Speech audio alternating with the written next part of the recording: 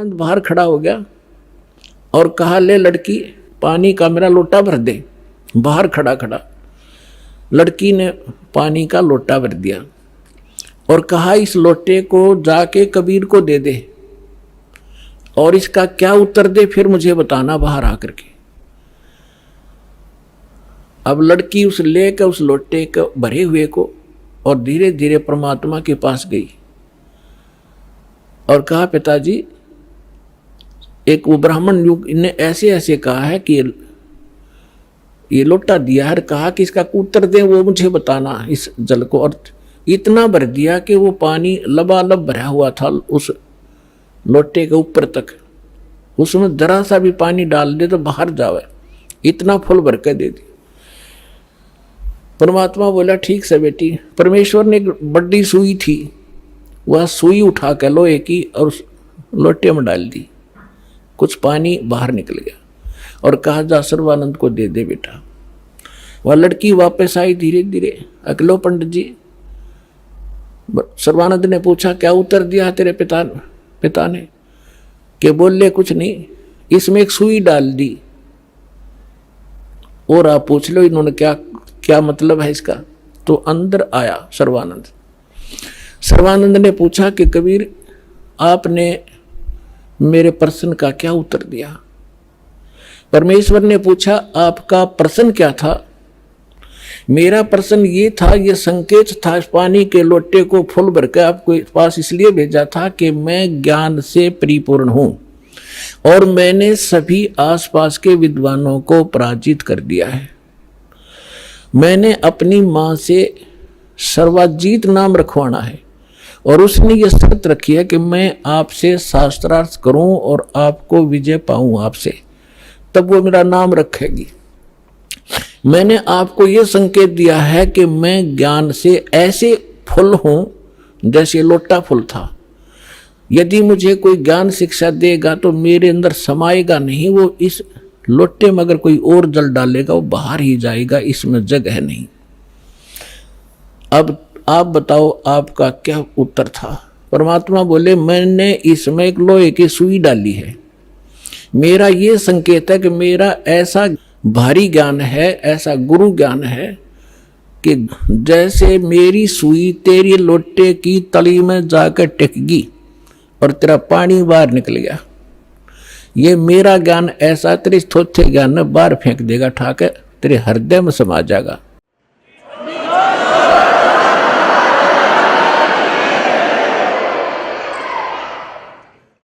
और ज्ञान सब ज्ञानड़ी, कबीर ज्ञान सो ज्ञान, जैसे गोला तोब का वही करता चले मैदान। अब सर्वानंद ने कहा कि ठीक है, आप करो शास्त्रार्थ। उसी समय वहां आसपास के जुलाहे और उनकी गोष्ठी सुनने के लिए आकर बैठ के, वो बेचारे भोले भाले अनएजुकेटेड सामने बैठ के। तो सर्वानंद ने कहा कि कबीर बोल, क्या प्रश्न करेगा? परमेश्वर ने कहा कि कौन ब्रह्मा का पिता है, कौन विष्णु की मां, शंकर का दादा कौन है, पंडित जी दियो बता। ब्रह्मा विष्णु महेश के माता पिता कौन है, इनका दादा कौन है? अब सर्वानंद की बुद्धि तो वहीं टिकी हुई थी, ये सर्वेश्वर है, महेश्वर है, इनके कोई माता पिता नहीं है। आप ऐसे ही कह रहे हो, इनके कोई माता पिता नहीं। अब परमेश्वर ने कहा कि आप देवी भागवत तीसरा सकंद निकालो और उसमें ये स्वयं स्वीकार करते हैं। देखिएगा, श्री देवी भागवत यानी देवी पुराण, सचित्र मोटा टाइप, गीता प्रेस गोरखपुर से प्रकाशित है।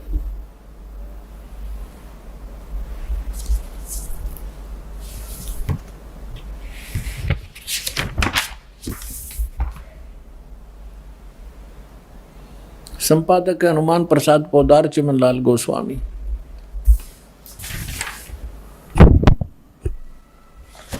और ये गीता प्रेस गोरखपुर से प्रकाशित है। इसके 123 पृष्ठ पर देखिएगा।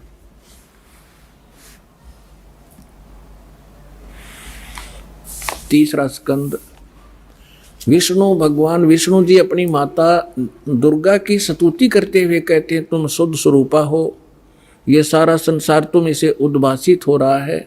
मैं ब्रह्मा और शंकर हम सभी तुम्हारी कृपा से विद्यमान हैं। हमारा तो आविर्भाव माने जन्म और तिरोभाव माने मृत्यु हुआ करता है। हमारा तो जन्म मृत्यु होता है। केवल तुम ही नित हो, जगत जननी हो, प्रकृति और सनातनी देवी हो।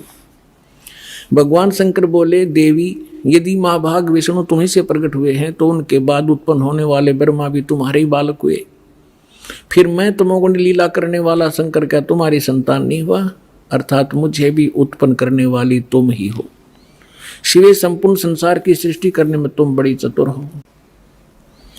इस संसार की सृष्टि, स्थिति और संहार में तुम्हारे गुण सदा समर्थ हैं। उन्हीं तीनों गुणों से उत्पन्न हम ब्रह्मा, विष्णु एवं शंकर नियमानुसार कार्य में तत्पर रहते हैं। अब पंडित जी तो साथ ले रहा था, सारे पोथे निकाल कर देख लिया, पढ़ भी लिया। उसको मालूम था कि सामने जो श्रोता है ये सब अशिक्षित, और कह दिया कि झूठ बोलता है, इसमें कुछ नहीं है। परमेश्वर ने कहा कि रुद्र संहिता के अंदर देखिएगा, ब्रह्मा, विष्णु और शिव जी की उत्पत्ति दिखाते हैं आपको, आप देखिएगा। तो उसने देखा जो मालिक ने बताया। अब आप देखिए पुण्यात्मा, तो अभी तक ये सारा वर्बली बकवाद चल रही थी। अब दास ने जब इस मिशन को स्टार्ट किया तो आम भक्त हमारे भक्तों से कहता था, वो कैसा टीचर है, पुस्तक पढ़ पढ़ के सुनाता है, अपना अनुभव बताना चाहिए। अरे वेदों से, गीता से, इन सदग्रंथों से अलग जो अनुभव अपना बताता है वो शास्त्र विरुद्ध है, वो बिल्कुल यूजलेस है। ये हमारा सिलेबस है। हम सिलेबस तो बाद में देखा दास को, ने तो उस मूल ज्ञान से, जो परमात्मा का ज्ञान था उसके आधार से भक्ति शुरू की थी। इन सदग्रंथों को बाद में देखा है, ये यूं का यूं मिला। तो आपको दृढ़ करने के लिए और आपको सच्चाई से परिचित कराने के लिए ये सदग्रंथ दिखा रहा हूं। मुझे नहीं जरूरत थी इनकी। जैसे एक अंधा था, अंधेरे में लालटेन लिए जा रहा था, आगे से बच्चे आ रहे थे उछल कूद करते हुए। उसने कहा, बच्चों देखना देखना बच्चों, मैं अंधा हूं, बेटा ध्यान से चलना, मैं अंधा हूं, देखना, मुझसे ना टकराना। अब बच्चों ने आकर देखा कि आदमी अंधा बतावे और लालटेन हाथ में ले रहा, टॉर्च या लालटेन लैंप। उन्होंने चारों तरफ से घेर के कहा, बाबा सचमुच आप अंधे हो? कहा बेटा अंधा हूं मैं। फिर लालटेन किस लिए ले रखी है? कि तुम आंखों वालों के लिए, कहीं मेरे से टकरा कर वो डेग दे ना तोड़ दो। आपके लिए है, ताकि इस रोशनी में तुम्हें पता लग जाए कोई बूढ़ा व्यक्ति आ रहा है, साइड से निकल जाओ, मुझसे टकराओ नहीं। मैं अपने इसलिए आपके लिए हुए हूं। तो दास तो इस ज्ञान को पहले सुना रहा था। सन 1994 से लेकर सन 2000 तक वर्बली जो मालिक ने ज्ञान दिया था यही सुना रहा था। ये ब्रह्मा विष्णु महेश नासवान है, इनकी जन्म मृत्यु होती है। ये इष्ट रूप में पूज्य नहीं है, लेकिन अनादरणीय नहीं है। लेकिन दास के सामने ये समस्या थी कि इस बात को, दास की वर्बली इस कहानी को कोई नहीं सुनेगा हिंदू, और विरोध खूब होगा। तो अर्ज करी थी दाता ने कि आपका ज्ञान सत्य है दाता, कभी गलत नहीं हो सकता।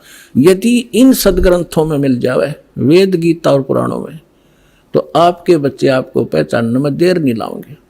ऐसी प्रेरणा की परमात्मा ने 2001 में गीता उठा के देखी, जो का तू ज्ञान पाया। क्योंकि परमात्मा ने कहा था अपनी वाणी में कि वेद मेरा भेद है, मैं ना मिलूं वेदन के माही, पर जौन वेद से मैं मिलूं वो वेद जानते नहीं। तो इसके आधार से जब सब सदग्रंथ देखे तो जो का तो ज्ञान मिला। ओए होए, तीन देव की जो करते भक्ति, उनकी कदे ना होवे मुक्ति। और परमात्मा कहा करते, धर्मदास ये जग बौराना, कोई न जाने पद निर्वाणा। यही कारण मैं कथा पसारा, जग से कोई ये एक राम नियारा। अब मैं तुमसे कहूं चिताई, त्रिदेवन की उत्पत्ति भाई। माँ अष्टंगी पिता निरंजन, ये जमदारुण वंशन अंजन। 3 पुत्र अष्टंगी जाए, ब्रह्मा विष्णु शिव नाम धराए। 600 वर्ष पहले भगवान उस सुख संवेद में ये अमृत ज्ञान बता गए थे, लेकिन उस समय इतना विरोध किया था इन नकली संतों मंडलेश्वरों ने, परमात्मा के साथ कहर तो ले थे। वो सारी लीला धीरे धीरे सुनाएंगे आपको। आज वही ज्ञान हमारे पुराण बता रहे हैं कि ब्रह्मा विष्णु महेश के माता पिता हैं, दुर्गा इनकी माता है, ये ज्योत स्वरूपी निरंजन ये काल इनका पिता है। और ये भगवान 600 वर्ष पहले बताया करते, क्योंकि वो तो दादा है इनके। दादा तो बाप की भी डेट ऑफ बर्थ बता और पोत्या की भी बता दे, तो पहले बता कर जा रहे थे। अरे नकलियान हमारे तक सारा अज्ञान भर रखा था। अब देखिएगा शिव पुराण, ये संक्षिप्त शिव पुराण सचित्र मोटा टाइप केवल हिंदी, गीता प्रेस गोरखपुर से प्रकाशित है। इसके संपादक कौन है?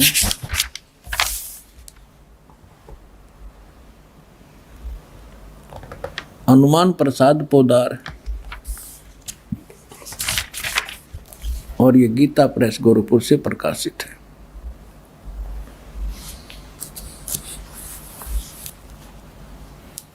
ये देखिएगा, ये है रुद्र संहिता, और यहाँ अध्याय नंबर 5 हम यहाँ पर पढ़ेंगे थोड़ा सा। अपने पुत्र नारद की यह बात सुनकर लोक पितामह ब्रह्मा वहाँ इस प्रकार बोले। हमने 98 से प्रारंभ किया है, 98 से 98 से। अब हम 99 पर पढ़ देंगे, 99 पर। ब्रह्मा जी ने, नारद जी ने ब्रह्मा जी से पूछा था। ब्रह्मा जी कहने लगे, ब्रह्मा जी ने कहा, ब्रह्मन देव शिरोमणे, तुम सदा समस्त जगत के उपकार में लगे रहते हो। तुमने लोगों के हित की कामना से बहुत उत्तम बात पूछी है। जिस समय समस्त चराचर जगत नष्ट हो गया था, सर्वत्र केवल अंधकार ही अंधकार था। न सूर्य दिखाई देता था, न चंद्रमा, अन्य ग्रहों का भी और नक्षत्रों का भी पता नहीं था। उस समय तत् सत ब्रह्म, इस श्रुति में जो सत सुना जाता है एकमात्र वही शेष था। अब हम 100 पृष्ठ पर आगे अपने काम की बात पढ़ेंगे। शिव महापुराण रुद्र संहिता हम पढ़ रहे हैं। जिस परब्रह्म के विषय में ज्ञान और अज्ञान से पूर्ण, यानी कुछ साची कुछ झूठी उक्तियों द्वारा इस प्रकार विकल्प किए जाते हैं, उसने कुछ काल के बाद सृष्टि का समय आने पर द्वितीय की इच्छा प्रकट की। उसके भीतर एक से अनेक होने का संकल्प उदित हुआ। तब उस निराकार परमात्मा ने अपनी लीला शक्ति से अपने लिए मूर्ति यानी आकार की कल्पना की। वो क्या बना? मूर्ति रहित परम ब्रह्म। जो मूर्ति रहित परम ब्रह्म है उसकी मूर्ति ये भगवान सदाशिव है। अर्वाचीन और प्राचीन विद्वान इन्हीं को ईश्वर कहते हैं। अपने आत्माओं, ये कौन है? सदाशिव ये काल है, और ये इसने प्रतिज्ञा कर रखी है कि मैं कभी किसी के सामने अपने काल रूप में, ओरिजिनल रूप में नहीं आऊँगा। जो श्री कृष्ण के अंदर से निकल कर इसने अर्जुन को दिखाया था भयंकर रूप, वो है इसका असली रूप। तो ये क्या करता है? अपने पुत्र किसी को ब्रह्मा के रूप में दर्शन देता है, किसी को शिव के रूप में, किसी को विष्णु के रूप में। तो यहाँ ये काल के विषय में ब्रह्मा जानकार नहीं है। ये कौन है? कहते वो निराकार था, फिर साकार बन गया सदाशिव। अब देखो सदाशिव कौन है? भगवान सदाशिव है वो मूर्ति। अर्वाचीन और प्राचीन विद्वान उन्हीं को ईश्वर कहते हैं। उस समय एकाकी रहकर स्वेच्छानुसार विहार करने वाले उस सदाशिव ने अपने विग्रह माने शरीर से स्वयं ही एक स्वरूप भूता शक्ति यानी दुर्गा की सृष्टि की, एक स्त्री की सृष्टि की, जो उनके अपने श्रेयंग से कभी अलग होने वाली नहीं थी। उस पराशक्ति को प्रधान प्रकृति गुणवती माया बुद्धि तत्वों की जननी तथा विकार रहित बताया गया है। वह शक्ति अंबिका कही गई है। अब ये क्या कह रहा है ब्रह्मा जी? पुण्यात्माओं, अब देखो कमाल की बात है। देवी पुराण के अंदर 3 स्कंद में ब्रह्मा जी अपने पुत्र नारद को बताता है कि बेटा, मैं जब उत्पन्न हुआ मैं कमल के फूल पर बैठा था और युवा मेरा शरीर था। मुझे नहीं मालूम मैं किसने उत्पन्न कर दिया, मेरा उत्पत्ति करता कौन है, मैं कुछ नहीं जानता। अब यूँ बताओ है उस अपने बाप की उत्पत्ति वो क्यों कर बना। तो ये आप पे कह रहा है कुछ सच्ची कुछ झूठी। तो ये इसने परमात्मा जो प्रथम बार आए थे वो इस ब्रह्मा से मिले, विष्णु जी से मिले, शिव जी से मिले थे। उनको सृष्टि रचना सारी कथा सुनाई थी। इन्होंने एक बार तो स्वीकार किया था, फिर काल प्रेरणा से मालिक के ज्ञान को रिजेक्ट कर दिया था। अब वो सुना हुआ ज्ञान यहाँ कुछ अटकलबाजी कर रहा है। ये परमात्मा ने तो ये बता रखा है कि इस काल ने दुर्गा को खा लिया था, बुरी नीयत है, वो उसके पेट में चली गई थी, फिर वो परमेश्वर ने आकर निकाली थी, तब ये दोनों पति पत्नी रूप में रहने लगे थे। अब ब्रह्मा जी इसको दूसरे ढंग से कह रहा है कि उस सदा शिव ने इसने सिर पैर का पता नहीं कि उसने अपने शरीर से एक स्त्री उत्पन्न की जो कभी उसके अंग से अलग होने वाली नहीं थी। अब ये देखिए, उस समय एकाकी रहकर स्वेच्छा अनुसार व्यवहार करने वाले सदाशिव ने अपने विग्रह से स्वयं ही एक स्वरूप भूता शक्ति की सृष्टि की जो उनके अपने श्रेयंग से कभी अलग होने वाली नहीं थी। वो कौन है? उस पराशक्ति को प्रधान भी कहते हैं। ये प्रधान शब्द राखियो याद, प्रकृति भी याद रखना। ये प्रधान और प्रकृति शब्द आपके श्रीमद् भगवद गीता के अंदर दास सिद्ध करेगा कि दुर्गा और काल के संयोग से ब्रह्मा विष्णु महेश की उत्पत्ति हुई। वहाँ ये प्रधान और प्रकृति शब्द है। तो ये समझना कौन है ये प्रधान। ये कह रहे हैं उसी को प्रधान प्रकृति गुणवती माया बुद्धि दोनों तत्वों की जननी तथा विकार रहित बताया। वह शक्ति अंबिका कही गई है। उसी को प्रकृति सर्वेश्वरी और त्रिदेव जननी, ओह, ब्रह्मा विष्णु महेश की माता, उनको उत्पन्न करने वाली नित्य और मूल कारण भी कहते हैं।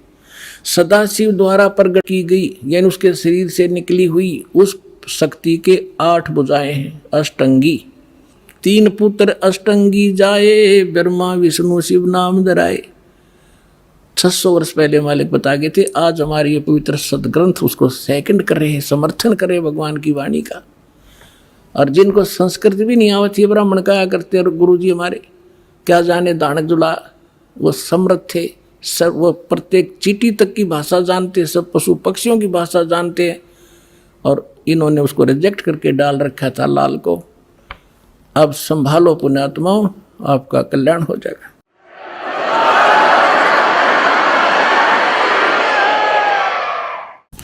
नाना प्रकार के आभूषण उसके श्री अंगों की शोभा बढ़ाते हैं। वह देवी नाना प्रकार की गतियों से संपन्न है और अनेक प्रकार के अस्त्र शस्त्र धारण करती है। एकाकिनी होकर वह माया संयोग वसात अनेक हो जाती है। वे जो सदाशिव हैं उन्हें परम पुरुष ईश्वर शिव शंभु और महेश्वर कहते हैं। यहाँ देखिएगा, अब 101 पृष्ठ पर आ गए हम। रुद्र संहिता। वे अपने सारे अंगों में भस्म रमाए रहते हैं। उन काल रूपी ब्रह्म ने, इसको काल कहो, ब्रह्म कहो, सदाशिव कहो, उन काल रूपी ब्रह्म ने एक ही समय शक्ति के नाथ नहीं शक्ति के साथ शिवलोक नामक क्षेत्र का निर्माण किया था। उस उत्तम क्षेत्र को काशी कहते हैं। वह परम निर्वाण व मोक्ष स्थान है जो सबके ऊपर विराजमान है। वे प्रिय और प्रियतम, वो पति पत्नी रूप में शक्ति और शिव, दुर्गा और काल जो परमानंद स्वरूप है, उस मनोरम क्षेत्र में नित्य निवास करते हैं। शिव और शिवा ने, काल और दुर्गा ने प्रलय काल में भी उस क्षेत्र को अपने सानिध्य से मुक्त नहीं किया। अब यहाँ देखना, देवर से एक समय उस आनंद वन में रमण करते हुए शिवा और शिव के मन में, दुर्गा और काल के मन में, ब्रह्म के मन में यह इच्छा हुई कि किसी दूसरे पुरुष की सृष्टि करनी चाहिए, यानी कोई संतान उत्पन्न करनी चाहिए। ऐसा विचार करके देखिएगा, जिस पर यह सृष्टि संचालन का महान भार रखकर हम दोनों केवल काशी में रहकर इच्छा अनुसार विचरें और निर्वाण धारण करें। इन्होंने ये सोचा कि वे एक पुत्र उत्पन्न करें और उसके हवाले सारा इंचार्ज कर जो चार्ज दे दे, हम फिर आराम तरह करेंगे। देख, ऐसा निश्चय करके शक्ति सहित सर्वव्यापी परमेश्वर शिव ने अपने वाम भाग के 10वें अंग पर अमृत मल दिया। ये तटपट करनी थी, यानी उन पति पत्नी व्यवहार किया। फिर तो वहां से एक पुरुष प्रकट हुआ, एक लड़का उत्पन्न हुआ। ये देखिएगा 102 पृष्ठ पे, ये रुद्र संहिता हम पढ़ रहे हैं। शिव ने कहा वत्स, शिव ने कहा बेटा, व्यापक होने के कारण तुम्हारा विष्णु नाम विख्यात हुआ। अब काल और दुर्गा का बेटा यानी विष्णु की उत्पत्ति होगी, दोनों से सिद्ध हुआ। अब यहां देखो, ये 6वां अध्याय समाप्त हुआ। अब यहां देखिएगा 7वां शुरू हुआ। ब्रह्मा जी कहते हैं देव से, तत्पश्चात कल्याणकारी परमेश्वर शाम सदाशिव ने पूर्ववत प्रयत्न करके जैसे विष्णु उत्पन्न किया था, दोनों ने पति पत्नी व्यवहार करके मुझे अपने दाहिने अंग से उत्पन्न किया। मुने उस महेश्वर ने मुझे तुरंत ही अपनी माया से मोहित करके नारायण देव की नाभि कमल में डाल दिया, फिर लीला पूर्वक मुझे वहां से प्रकट किया। इस प्रकार इस कमल के से उत्पन्न के पुत्र के रूप में मुझे हिरण्यगर्भ का जन्म हुआ। अब ये शिव पुराण का अनुवाद करता विचलित हो गया कि यहाँ तक, क्योंकि शिव का पुजारी होगा यू, इसने यहाँ तो कर दिया कि विष्णु और ब्रह्मा की उत्पत्ति तो बता दी क्लियर कि सदाशिव काल रूपी ब्रह्म और दुर्गा, इनसे दोनों की उत्पत्ति होगी। अब यहाँ विचलित हो गया, ले कहते हैं चोर चुरावे तुमड़ी और गड्ढे पानी में, वो गड्ढे व उपरावन सच्चाई छनी नहीं। अब इन तीनों के पिता हैं ये और सिद्ध करते हैं। इसके 24 पृष्ठ पे आपको दिखाते हैं। ये विद्वेश्वर संहिता है। एक समय क्या होता है, एक समय ब्रह्मा और विष्णु जी का इस बात पर झगड़ा हो गया, युद्ध हो गया। ब्रह्मा जी कहने लगे मैं तेरा बाप विष्णु जी को, विष्णु जी कहने लगे मैं तेरा बाप, तो मेरी नाभि कमल से उत्पन्न हुआ। इन दोनों का झगड़ा हो गया। ये लंबी कहानी फिर बताएंगे। तो इनके पिता ने सोचा ये लड़का मरेंगे, उसने इनके बीच में एक लिंग खड़ा कर दिया, एक तेजो में पिलर, नीचे से बहुत लंबा चौड़ा। ये दोनों युद्ध करना बंद कर गए, उसके और छोर खोजने लगे। तब ये पहुंच गया अपने पुत्र शिव का रूप धारण करके, और फिर इनसे कहने लगा कि तुम ज्ञान देने लगा, समझाने लगा। तो इन्होंने फिर जो प्रश्न उत्तर किए वो सुनाते हैं, देखिएगा, इससे पता चलेगा ये कौन है। ये है विद्वेश्वर संहिता, संक्षिप्त शिव पुराण, और पृष्ठ नंबर 24 पे ये है ब्रह्मा जी और ये है विष्णु जी, ये बीच में इनका एक स्तंभ है। अब हम यहाँ आ जाते हैं 25 पृष्ठ पे। ब्रह्मा और विष्णु ने पूछा प्रभो, ब्रह्मा विष्णु फिर उसे वार्ता करने लगे काल से, सृष्टि आदि 5 कर्तों के लक्षण क्या है ये हम दोनों को बताइए। भगवान शिव बोले, ये काल बोला, काल रूपी ब्रह्म बोला, मेरे कर्तव्यों को समझना अत्यंत गहन है, तथापि मैं कृपा पूर्वक तुम्हें उनके विषय में बता रहा हूं। आगे देखो, हम अपने मतलब की पढ़ लेंगे। ये 26 नंबर पे आ गया। अब ये क्या कह रहा है काल अपने इन ब्रह्मा और विष्णु दोनों को, पुत्रो तुम दोनों ने तपस्या करके प्रसन्न हुए मुझ परमेश्वर से सृष्टि और सतिथि नामक 2 कृत प्राप्त किए। ये दोनों तुम्हें बहुत प्रिय हैं। इसी प्रकार मेरी विभूति स्वरूप रुद्र और महेश्वर ने, ये ने है गलत विस्मरण, ने 2 अन्य उत्तम कृत संहार और त्रोभाव मुझसे प्राप्त किए हैं। अब क्या हो गया, 2 थे ब्रह्मा विष्णु और ये महेश्वर और रुद्र, इन चारों का बाप है ये बोलने वाला, जो बस इतना सिद्ध करना चाहो था दास आपको। अब परमात्मा ने बताया कि 3 पुत्र अष्टंगी जाए, ब्रह्मा विष्णु शिव नाम धराए, और 3 देव की जो करते भक्ति, उनकी को देना हो वह मुक्ति। गुण तीनों की भक्ति में ये भूल पड़ो संसार, कहे कबीर निज नाम बिना कैसे उतरो पार। अब सर्वानंद कहने लगे कि झूठ बोलता है, ऐसा कुछ नहीं लिखा है। क्योंकि ये नकली विद्वान इसी बात का लाभ उठा के हमारा नाश करने में सफल हुए कि वो संस्कृत भाषा जानते थे और पूरा समाज अशिक्षित था। इनका यूं दाव लग रहा था। अब उसने क्या किया कि जो मतलब की बात थी वह छोड़ दी और उसने जो कंठस्थ याद कर रखे थे श्लोक गीता के, वेदों के, वो संस्कृत बोलने लग गया। काफी देर तक रुका नहीं, डाटा को आध पौन घंटे तक संस्कृत बोलता रहा। और वो सामने वाले जितने जुलाहे बैठे थे बेचारे भोले भाले माई बहन बेटी भगत, वह ये भी नहीं समझ पा रहे जो पंडित जी बोल के रहा है। उन्होंने फिर ताड़ी पीट दी, वाह पंडित जी, वाह सर्वानंद, वाह पंडित जी, कमाल कर दिया। अब उनकी प्रशंसा से सर्वानंद विजयी हो गए और परमात्मा पराजित कर दिए। आज तक यह 9 बिजली गिर रही थी बगैर इन इंस्ट्रूमेंट के जो भगवान ने आज आपको समझाने के लिए बनवाए हैं जीव से। ना जीव बना दिए इंस्ट्रूमेंट, ये पहले यही था। ये मनुष्य 4 युग का इतिहास तो आपके पास है। द्वापर ताई अभी 50 वर्ष से पहले थे हमने देखे बैलगाड़ी खचड़ खचड़ने के सीटें अंडा करते, काठ के पहिए, काठ की गाड़ी। और उससे पहले एक रेडू में 6 खच्चर जोड़ कर रथ बना के घसीटे फिराया करते थे। कहाँ गई थी मनुष्य की विधि? ये परमात्मा ने दया बख्शी आपके लिए। और अभी 10 वर्ष से हो रहा है, 12 वर्ष से हो रहा है, ये सब विकास कराया दाता ने, ताकि अपने बच्चों को वर्ड टू वर्ड समझा दूँ, ताकि ये पहचान ले मेरे को। और 1 मिनट में जा छोड़ दो इनको सतलोक में, पीछा छुटे यहाँ से।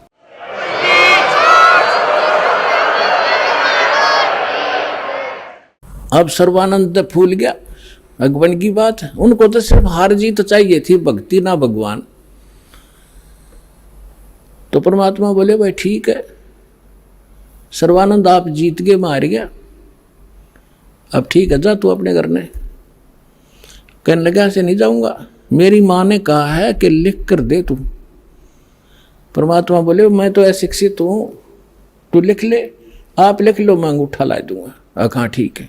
उसने लिख लिया। शास्त्रार्थ में सर्वानंद विजयी हुए और कबीर जी पराजित हुए। परमात्मा का अंगूठा लगवा लिया और लेकर कागज ने चल पड़ा। अब वहां जाकर उसको माँ बोली रे भाई आ गया? कहाँ आ गया माँ? हो गया तुम्हारा शास्त्रार्थ? हक हो गया। 2 मिनट में हार गया। उसने जाते हार मान ली माँ मेरे से। तो उसकी माता जी ने कहा कि बेटा मैंने जो प्रार्थना की थी आपसे, कुछ लिखवा के लाया तू? हाँ, मैं कच्चा काम थोड़ा ही करता हूँ, ये देख। माँ बोली बेटा पढ़ के सुना। अब उसने पढ़ा, शास्त्रार्थ में सर्वानंद हार गया, कबीर साहब विजयी हो गए। उसकी माँ बोली रे तू तो हार का रहा मूर्ख, अब पढ़ने लग रहा। ओहो माता जी ऐसा है ना, मैं कई दिन से शास्त्रार्थ में लगातार रात्रि में जाग रहा था, गलती से लिखा गया मेरे से उल्ट लिखा गया। अकजा अब के ठीक लिख ले तू। वो दूसरी बार फिर पहुंचा कि कबीर जी ऐसे है, मेरे से लिखने में कोई त्रुटि रह गई है, मेरी माँ नहीं मान रही है, फिर से लिखवाना पड़ेगा। अब फिर लिख लो पंडित जी, मेरा कौन सा अंगूठा किससे है, कितनी बार लवा ले। उसने लिख लिया खूब सूझबूझ से। शास्त्रार्थ में सर्वानंद विजयी हुए, कबीर जी पराजित हुए। परमात्मा ने अंगूठा ला दिया। वो फिर जाकर कहा कि ले माता जी सुनाऊं। पहले तो उसको ही भ्रम था कि शायद मेरे से गलत लिखा गया होगा। अब सुना बेटा, शास्त्रार्थ में सर्वानंद उड़ अटक गया। अब बोल आगे बोलता क्यों ना? नहीं बोला माँ कभी गलत लिखा गया है। तो शास्त्रार्थ में सर्वानंद हार गए, कबीर साहब विजयी हुए। उसमें फिर ये लिखा पाया, उसका फिर भ्रम रह गया कि माँ फिर लाऊं लिखवा कर। जा बेटा फिर लिखवा ला। अब तीसरी बार फिर परमात्मा बोले लिख लो, होगी लगी होगी चूक आपके, कोई बात ना। उसने फिर ऐसे लिख लिया और परमात्मा का अंगूठा लगवा लिया। अब फिर जब उसने सोचा कि जब मैं बाहर पढ़ता हूं तो ये ठीक पाव है और माँ के सामने जाता हूं इसमें यह के बिजली गिरे, तो बाहर से ही आंगन से ही उस पर नजर टिका ली। अपने घर में घुसने से पहले उस पर न्यू करता जा, कति न्यू डांट रहा नजर। अकमाता सुनाऊं अक सुना, उसके सामने अक्सर पलट गए जैसे कंप्यूटर में पलट जाया करे। और न्यो का न्यो पकड़ गया, बैठ गया कलेजा पकड़ के।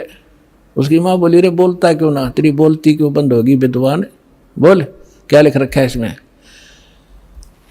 वह कागज हाथ तो छूट गया उसके। उसकी माँ बोली, बेटा भगवान आए हैं, तेरी बुद्धि भ्रष्ट हो रही है, ये 4 अक्षर सीख के और तू विद्वान पाक रहा है।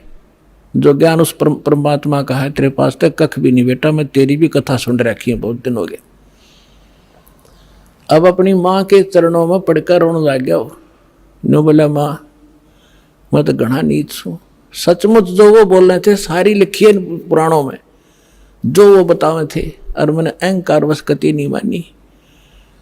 तो माँ बोली, बेटा मेरी आत्मा कह रही है तू इकलौता पुत्र है, और तू ऐसा बिरानवाटी ऐसी दुर्गति होगी तो कुत्ते की नींद जागा बेटा, या विदुता काम नहीं आवे, भगवान की शरण और वो मंत्र में काम करेंगे, मेरी आत्मा खुश हो जाएगी, तू नाम ले ले। न बोला, माँ मेरे साथ चलो, मैं अब तो जाऊंगा, मैंने शर्म आवेगी। अब चल मैं तेरे साथ चलूंगी बेटा। जाके चरणा में डाल दिया कि परमात्मा तेरा बालक है, भूल होगी इससे और नाम दे दो। परमात्मा बोले, कोई बात ना बेटा, सारे मेरे ही तो बच्चे हैं, जिस दिन ये मुझे पहचान लेंगे झगड़ा ही मिट जाएगा। इस प्रकार सर्वानंद का कल्याण हुआ।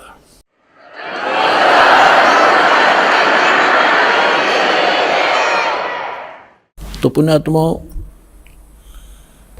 अब क्या समस्या आई।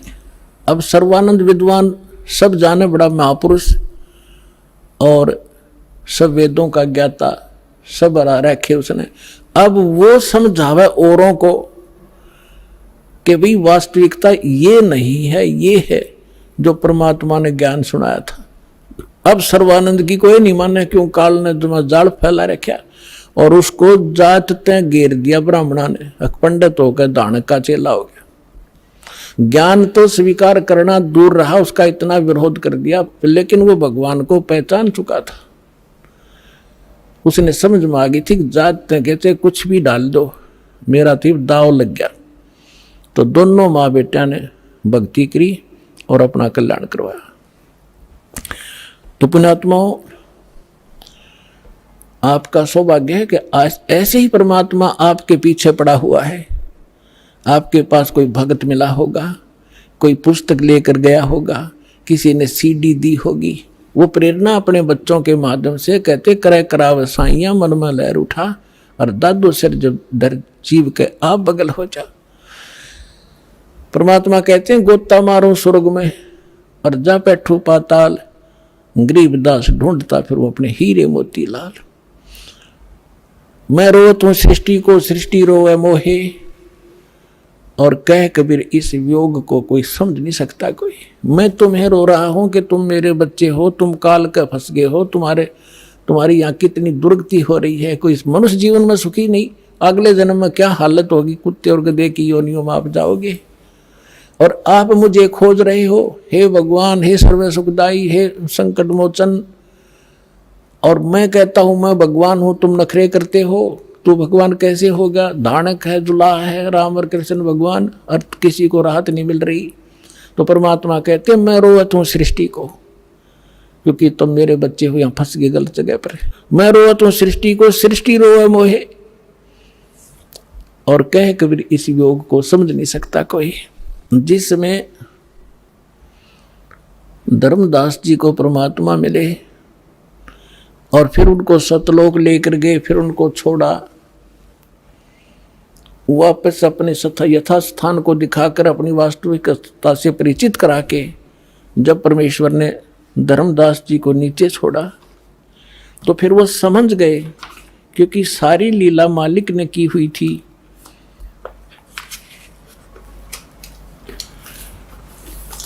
तो वो समझने के बाद परमेश्वर की महिमा को किस प्रकार सुनाया। धन धन सतगुरु सत कबीर भगत की पीड़ मिटाने वाले। धन धन सतगुरु सत कबीर भगत की पीड़ मिटाने वाले भगत की, पीड़ मिटाने वाले भगत की, पीड़ मिटाने वाले धन धन सतगुरु सत कबीर भगत की। रहे नल नील यतन कर हार, तब सतगुरु से करी पुकार। रोए नल नील यतन कर हार, तब सतगुरु से करी पुकार। जा सत रेखा लिखी अपार सिंधु पे, शिला तिराने वाले। जा सत रेखा लिखी अपार सिंधु पे, शिला तिराने वाले। धन धन सतगुरु सत कबीर भगत की, पीड़ मिटाने वाले भक्त की, पीड़ मिटाने वाले भक्त की, पीड़ मिटाने वाले धन धन सतगुरु सत कबीर। डसी सर्प ने जब जा पुकारी, इंद्रमती अकुला डसी। सर्प ने जब जा पुकारी, इंद्रमती अकुलाए। आपने तुरंत करी सहाय बरूली, मंत्र सुनाने वाले।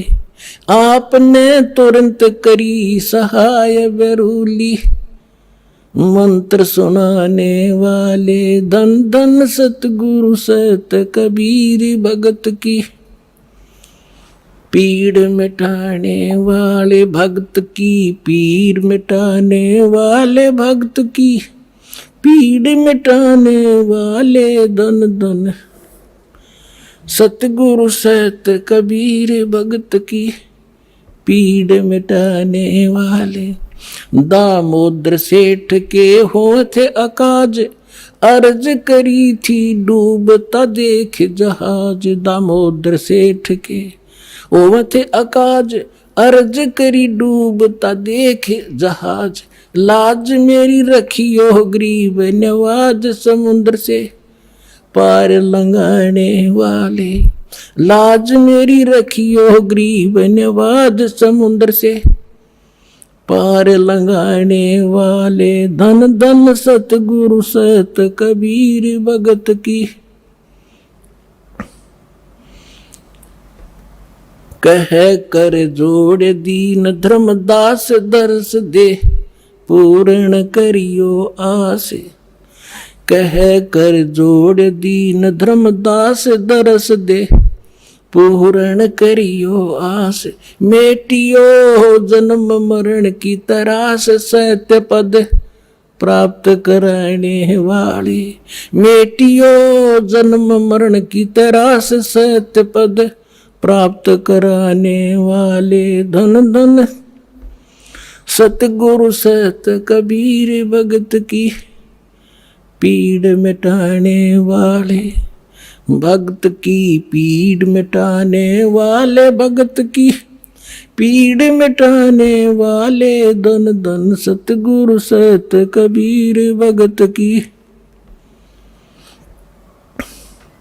कह कर जोड़ दीन धर्मदास दरस दे, पूर्ण करियो आस। कह कर जोड़ दीन धर्मदास दरस दे, पूर्ण करियो आस। मेटियो जन्म मरण की तरास, सत्य पद प्राप्त कराने वाले। मेटियो जन्म मरण की तरास, सत्य पद प्राप्त कराने वाले। धन धन सतगुरु सत कबीर भगत की, पीड़ मिटाने वाले। एक समय बनारस के अंदर, काशी के अंदर एक दामोदर नाम के बहुत बड़े व्यापारी रहा करते थे, बिजनेसमैन।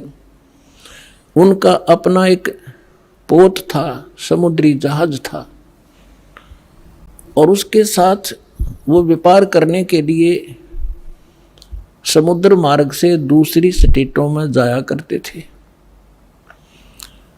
उसके साथ और भी उसी शहर के आसपास के काफी अन्य बनिए लोग भी साथ जाते थे उसके जहाज में किराए पर और अपना सौदा लाया करते थे। सेठ जी बाहर गए हुए थे और पीछे से उनकी धर्मपत्नी, जिसका नाम धर्मवती था, वो बहुत धार्मिक थी। सेठ दामोदर भी बहुत नेक आदमी थे, भक्ति बहुत विश्वास करते थे परमात्मा में। और हमारे हिंदू समाज के अंदर राम और कृष्ण, गणेश और इन भगवानों से ऊपर कोई हमारा इष्ट नहीं था। और ये सभी क्रियाएं हम किया करते थे, जो वो कर रहे थे, जो हम करते हैं वैसे ही वो किया करते थे। उसमें परमात्मा के बहुत से शिष्य हो गए थे और बहुत दुख दूर हो गए थे। एक दिन ऐसे ही उस सेठ की पत्नी धर्मवती के पास एक बहन गई उसके पास कि बहन हमारे घर पर सत्संग है, आप आ जाओ। तो उसने सोचा चल, वो बहन ज़्यादा उसके निकट थी और पहले कई बार चर्चा कर रखी थी उसने परमात्मा की। तो धर्मवती ये कहा करती कभी आसपास आपके गुरुजी आवे तो उसमें बताना, मैं दीक्षा अगर ज्ञान समझ में आ गया तो मैं दीक्षा लूँगी, वैसे नहीं लूँगी। तो उस बहन ने अपना सत्संग करवा लिया और उसको अपनी सहेली को आमंत्रित किया। अपने आत्माओं परमात्मा का ज्ञान ओए होए, और ज्ञान सब ज्ञानड़ी, कबीर ज्ञान सो ज्ञान, जैसे गोला तोब को करता चले मैदान। परमात्मा ने सृष्टि रचना सुनाई। परमात्मा जहाँ भी नया सत्संग करते थे सबसे पहले सृष्टि रचना सुनाया करते थे और फिर मालिक की वाणी में उनके शब्द में ज्यादा कसक थी, आत्मा तुरंत खिंच जाती थी। सारा ज्ञान सुना। धार्मिक देखो पुण्यात्मा होती है ना, वो घनी अटबट नहीं करा करते, सारा प्रमाण सामने और फिर अग्रम अग्रम। तो धर्मवती उस बहन का एकदम सिर गया शरीर। जब सत्संग परमात्मा ने कर लिया 2 घंटे और बैठ गए, 10-20 भगत थे अपनी अपनी कहन लागे। तब उसने परमात्मा ने कहा बेटा दीक्षा लेगी।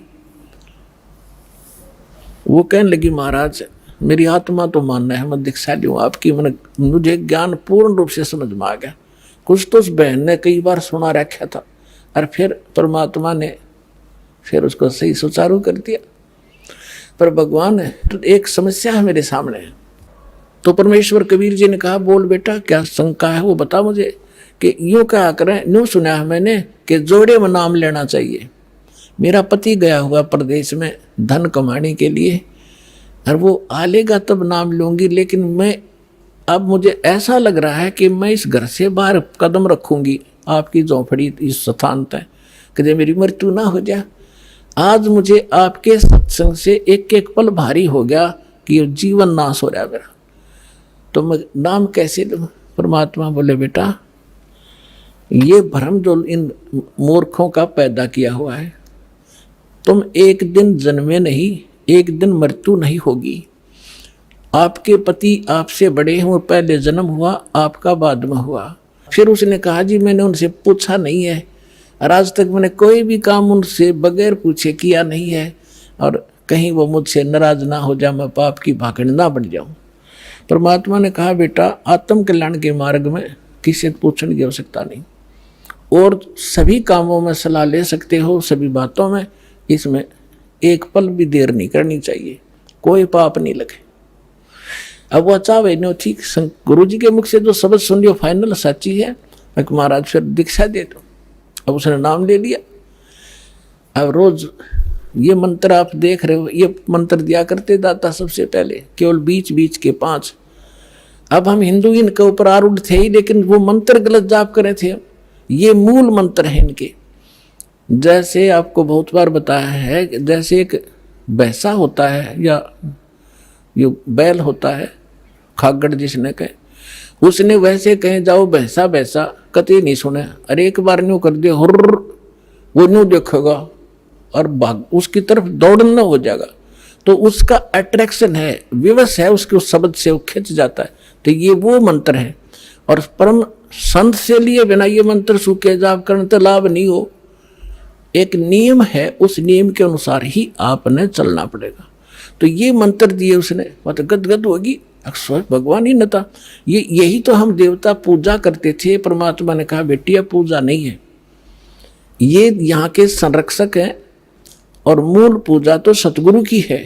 और परमात्मा ने उस समय ये तत् और सत और सार, ये सार नाम ये छुपा कर रखना था। ये प्रथम मंत्र इसलिए दिया था कि इनके संसारिक काम सुलझे रहेंगे, इनको सुख होता रहेगा, इनकी भगवान में आस्था बनी रहेगी और इस मंत्र से इनका जन्म मनुष्य का होता रहेगा।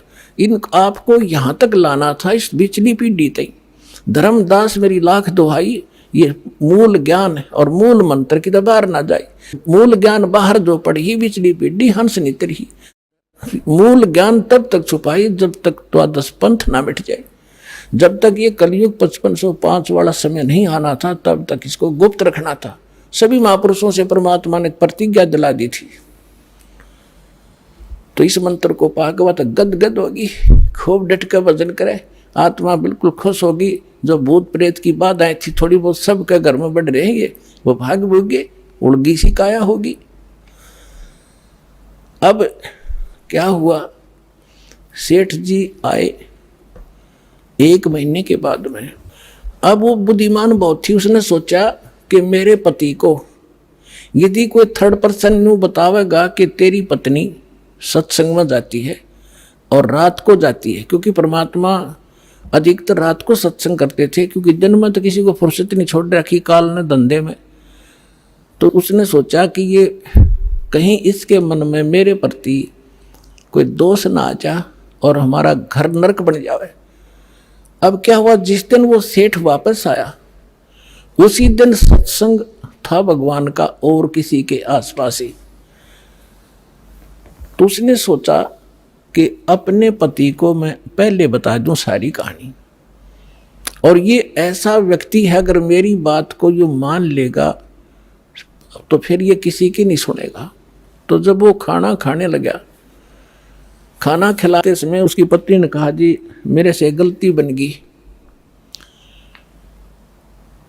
और मुझे अक्षमा करना, करोगे, माफ करना। तो वो कहने लगा कि मैं अपनी पत्नी पर विश्वास करता हूँ, मेरी पत्नी ऐसी गलती नहीं कर सकती जो अक्षम्य ना हो। फिर भी बता अग जी सचमुच माफ़ कर दोगे, गुस्सा तो नहीं होगे? अगर ना तो बता। मैंने जी आपके पूछे बिना, मैं ऐसे मेरी पड़ोसन नाम ले रखा है और उसके साथ में सत्संग में चली गई और परमात्मा की वाणी सुनी मैंने, मेरा दिल कर गया नाम लेने, और मैंने आपसे पूछे बिना दीक्षा ले ली। तो वो बोला बड़ी अच्छी बात, इसमें क्या पूछना था, या कोई बुरा काम किया तूने? भगवान की भक्ति की, बहुत अच्छी बात है। उसका उलगा सा हृदय हो गया, अके भगवान बड़ी दया करी दाता, ये तो बिल्कुल सरल देसी बन गया। फिर उसने एक और पॉइंट सोचा कि एक बार इसको वो सत्संग स्थल दिखा दूं जहां हम जाते और आते हैं, ताकि लोग इसको भ्रमित ना कर दें तेरी पत्नी रात में भी जाती है, तो यो आदमी का जल्दी सी सेट नहीं होया करे। और उस दिन सत्संग भी था। तो उसने कहा जी ऐसा है, गुरुजी का आज सत्संग है वहाँ पर, और मेरी साथ की सारी सहेली चली गई, मैं आपके भोजन पानी में लग गई और देर होगी और ना गई तो गुरुजी के दिन नाराज हो जा, आप मेरे साथ चल पड़ो। तो वो कहने लगा देखो मैं थका हुआ हूँ, दूर से आया हूँ, आप जाओ। और नो बोली आप मैं जाऊँ कैसे, रात का काम कोई साथ नहीं मेरे। तो वो कहने लगा मैं चल पड़ूंगा और जाते मुझे नींद आवेगी, बता मैं क्या सत्संग सुनूंगा। उसने पता था कि एक बार यूँ चल पड़ा और सत्संग सुन लिया तो आली नींद इसने। तो वो कहने लगी आप यूँ करियो, पीछे सी बैठ जियो, नींद आ जाता सो जाइयो, गुरुजी कुछ ना कहा करे। तो उसने सोचा चल फिर तो कोई बात नहीं। वो दोनों पति पत्नी आ गए। अब बैठ गई पाछे ने, वो बैठ गया पीछे ने, भगतनी बैठ गई भगतमतियों में। परमात्मा ने वह सृष्टि रचना फिर सुनाई। वो तो जाने थे चोट ने सामने मारना। अब लाला जी ने किसी नींद आवे थी उसका कलेजा फट गया, थर थर का पैगात सारा, और नौके सोके सुने ज्ञान कड़ी कसूती तरह। अब सारा ज्ञान सुन लिया, जब अपनी उसकी पत्नी आई, जी नींद तो नहीं आई? कि नींद करे मेरे तो बेचैनी होगी। काहे की नींद आव थी? एक न्यू पूछ ले गुरु जी ते, मुझे नाम दे देंगे? तो उसने जाके कहा महाराज जी भगत जी आए हैं और यूं कहे दीक्षा मिल जाएगी। कहा बेटा बोला। तब उसने क्या बोली, कहा जा नाम देंगे आपको। सेठ जी जाकर बैठ गया पास में, कहने लगा भाई सुन ले लाला जी। परमात्मा बोले देखो सेठ जी, आप हो इन देवताओं के गणे पुजारी, और परमात्मा का नाम लेने के बाद आन उपासना नहीं करनी होगी। वो कहते 100 वर्ष सतगुरु की पूजा, एक दिन आन उपासी और वो अपराधी आत्मा, फिर पड़े काल की फांसी। 100 वर्ष गुरु की अनुसार साधना कर ली, सतगुरु के अनुसार, एक दिन भी आन उपासना कर ली ना किसी देवी देवता की, पिछली सारा भट्ठा बैठ जाएगा तेरा।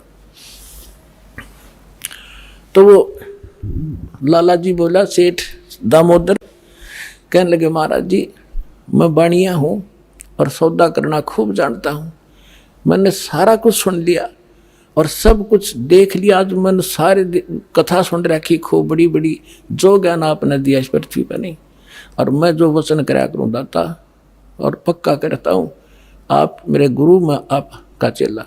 फिर कहा कि भी देख मैं दानक और तू लाला जी, कल न तेरी बरादरी वाले भी तुझे धिक्कारेंगे।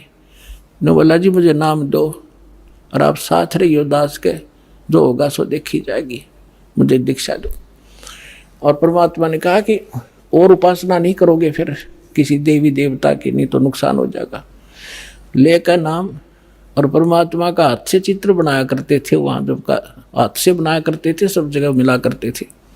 वो फोटो ले गया, जो विधि बताई थी विधान वो शुरू कर दिया आपने। फिर कुछ दिन के बाद वो कई दिन सत्संग सुने, फिर व्यापार में जाना था तो सभी वो दूसरे व्यापारी भी साथ थे। अब उसने क्या किया, उस जहाज के अंदर उसने अपना एक कक्ष बना रखा था जिसमें सारे देवी देवताओं के फोटो थे, और वहीं अपना घंटी बजाया करता, बैठ कर आरती करा करता, जय गणेश देवा माता थारी पार्वती, ये सारी कथा सारी आरती करा करता। अब उसने क्या किया, जाके पहले सारी मूर्ति उठाई और समुद्र में जहाज उठाए, समुद्र में जल प्रवाह कर दी, और एक फोटो परमात्मा कबीर जी का लगा लिया। अब दूसरे जो थे वो लाला जी, उन्हें देखा रहे दामोदर ये देवी देवताओं के फोटो कहाँ गए? तो उसने बताया भाई मैंने दीक्षा ले ली गुरु जी से, और गुरु जी का जो सतगुरु की पूजा करते हैं ना, वो देवी देवताओं की पूजा नहीं करनी होती, इसलिए मैंने वो आदर के साथ जल प्रवाह कर दिया। तो वो सारे कहने लगे रहे तू भट्ठा बैठावेगा, तेरा नाश हो जाएगा। क्या है ये कबीर, ये धानक एक दुल्हा, इसकी कड़फंटी में आ गया तू, कहाँ बातों में आ गया, तेने देवता छोड़ दिए, रामकृष्ण जैसे बलवान भगवान छोड़ दिए, देखना तेरा क्या होगा।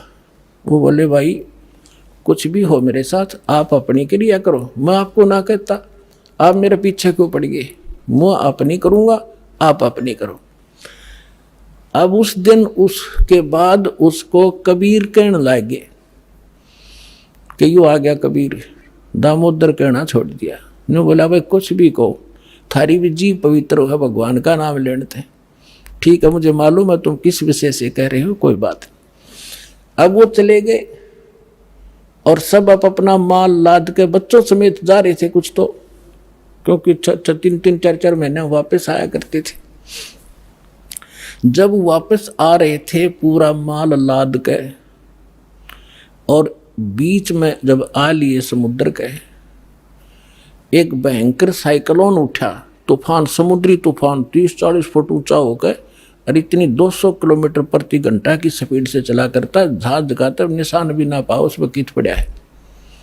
और देख लिया उन नबी, क्योंकि छोटे मोटे तूफान कई बार ऐसे होते थे, उनको पता था ऐसी स्थिति थी बहुत भयंकर होती है। उन्होंने देखा तूफान उठ गया, भाई शाम का समय था, बिल्कुल सूर्यास्त होने वाला था। अब इतना भयंकर तूफान उठा, उन्होंने देखा कि वो तब हो गया, काम बिगड़ गया। और तो थोड़ी बहुत तूफान दूर था, समुद्र में हलचल पहले शुरू होगी और जहाज डगमग करने लगा जो बुरी तरह। अब सारे अपने अपने देवता ने याद करें, कोई राम ने, कोई कृष्ण ने, जो भी जिसका इष्ट था, और दामोदर शांत बैठे। अब सब घबरा रहे थे, घिघी बंदगी, बच्चे मरे, सारी संपत्ति का नाश हुआ था। तो वो कहने लगे, दामोदर आप क्यों नहीं अर्ज करते अपने गुरुजी से कि मैं क्या करूँगा, मेरा गुरुजी तो गरीब सा व्यक्ति है, मेरे भगवान, और आपके इसे ताकतवर भगवान जी ने पहाड़ तक ठा लिए, आप बच्चों की उड़ा मैं बच जाऊंगा, आप कर लो अपनी अर्ज। जब उन्होंने देखा कोई जतन काम नहीं कर रहा, उनमें एक वृद्ध लाला जी था, नो क्या कर भाई, क्या कर सतगुरु का भगत तगड़ा हो से, आप एक वे अर्ज कर दो। नो बोला तुम बैठ जाओ, कदे बीच में फिर नो को महाराणे ने सुन ली थी, अग बैठा को नहीं जाता, तो कर लिया रजम बंद हो जाते। तब दामोदर ने कहा था, हे परमात्मा आपका ज्ञान समझ में आ गया, और मैंने आपकी महिमा इनका घड़ी गा रखी है, और दाता मुझ नीच के, ठीक है आप तो समर्थ हो, सक्षम हो, कुछ भी कर सकते हो, अगर आज कोई उकचुक होगी मुझ नीच के कारण होगी, मेरे में कोई त्रुटि होगी, मैं आपकी मर्यादा ठीक नहीं कर पाऊंगा, हे परमात्मा आपकी बेइज्जती का कारण ये दास बनेगा। न्यू कहकर बेहोश हो गया, अर्ध से पुकार के। इस बात ने सोच कर मैं तो बहुत क्या करता, परमात्मा न्यू कर दिया, उसका न्यू कर दिया, उसके ऐसे कर दिया। इतने समय में अंधेरा हो गया, रात के 8-9 बज गए, और चांदनी रात्रि थी। तूफान ऐसे बैठ गया जैसे छाड़ा सा वहीं का वहीं, न्यू का न्यू धरती।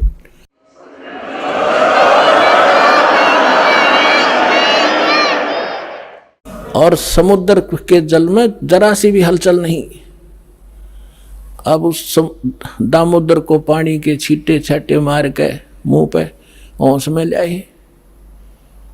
तब उन्होंने कहा कि भाई दामोदर हमसे बड़ी घनी गलती हुई, हमने आपके गुरुदेव की बेइज्जती करी, हम कति नीच प्राणी हैं। और उन्होंने संकल्प कराया था कि यदि आज जान बच गई, हमारे भगवान तो फेल हो लिए, जब आज ये तूफान रुक गया, हमारी जान बच गई, दामोदर हम तेरे साथ चलाएंगे, नाम लेंगे उस परमात्मा का। तब दामोदर को कंधे पे बैठा लिया उन लालाओं ने, हर ने बोले बोलो दामोदर की जय। ने बोला नहीं, जय बोलो जिसने यू काम कराया है, बोलो कबीर परमेश्वर जी की जय हो।